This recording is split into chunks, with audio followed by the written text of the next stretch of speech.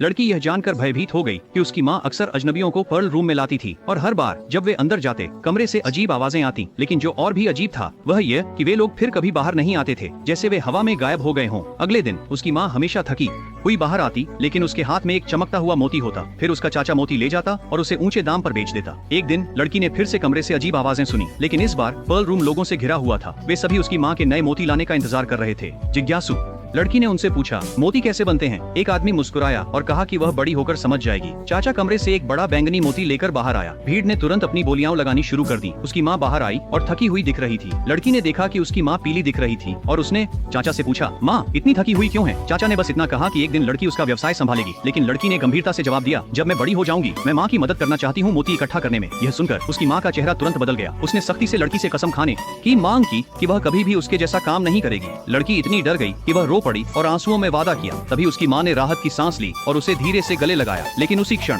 लड़की के दिल में जिज्ञासा का बीज चुपचाप जड़ पकड़ने लगा। 10 साल बाद कॉलेज से स्नातक करने के बाद वह उत्साह से भरी घर लौटी। अपनी डिग्री सौंपते हुए उसने कहा कि वह आखिरकार मोती के व्यवसाय को संभालने के लिए तैयार है। उसके आश्चर्य के लिए उसकी माँ का चेहरा ठंडा हो गया और उसने लड़की को थप्पड़ मार दिया। जैसे ही वे बहस कर रहे थे उसका चाचा अंदर आया, उसकी माँ को रात की व्यवस्था के लिए तैयार होने की याद दिलाते हुए। लड़की ने देखा कि उसकी माँ का चेहरा अंधेरा हो गया और जिस तरह से वह उसे देख रही थी उसमें दुख और असहायता थी। उस रात देर से लड़की पर्ल रूम के बाहर चुपके से गई और देखा कि उसका चाचा उसकी माँ और एक अजनबी आदमी को अंदर ले जा रहा था। फिर उसने उनके पीछे दरवाजा बंद कर दिया। लड़की ने सच्चाई जानने का फैसला किया। वह खिड़की के पास झुक गई, अंदर झांकने की कोशिश की और कुछ ऐसा देखा जिसने उसे चौंका दिया। उसकी माँ कुछ अनिच्छा से करती हुई लग रही थी, लेकिन लड़की बहुत ध्यान केंद्रित कर रही थी और गलती से खिड़की से टकरा गई। उसकी माँ ने देखा और जल्दी से सभी पर्दे बंद कर दिए। लड़की के पास दरवाजे के बाहर इंतजार करने के अलावा कोई चारा नहीं था। लेकिन अगले दिन देर सुबह तक भी कोई बाहर नहीं आया। अचानक उसका चाचा एक खरीदार के साथ आया। थोड़ी देर बाद उसकी कमजोर माँ ने दरवाजा खोला और हाथ में एक सुंदर बैंगनी मोती था। खरीदार ने उसे उत्साह से सराहा, जबकि उसका चाचा मुस्कुराया और उसे विदा किया। उसकी माँ लड़खड़ाते हुए कमरे में लौटने की कोशिश कर रही थी। लड़की ने उसे सहारा देने की कोशिश की, लेकिन उसे धक्का दे दिया गया। फिर माँ ने पर्ल रूम का दरवाजा अंदर से बंद कर दिया। लड़की ने कितनी भी जोर से खटखटाया, कोई जवाब नहीं था। लड़की को पिछली रात के आदमी के गायब होने की याद आकर और अधिक बेचैनी महसूस हुई। उसने चुपके से अपने चाचा का पीछा किया और कुछ ऐसा सुना जिसने उसे चौंका दिया। जैसे ही वह पर्ल रूम की ओर वापस मुड़ा, उसने जल्दी से एक दीवार के पीछे छिप गई। वह सच्चाई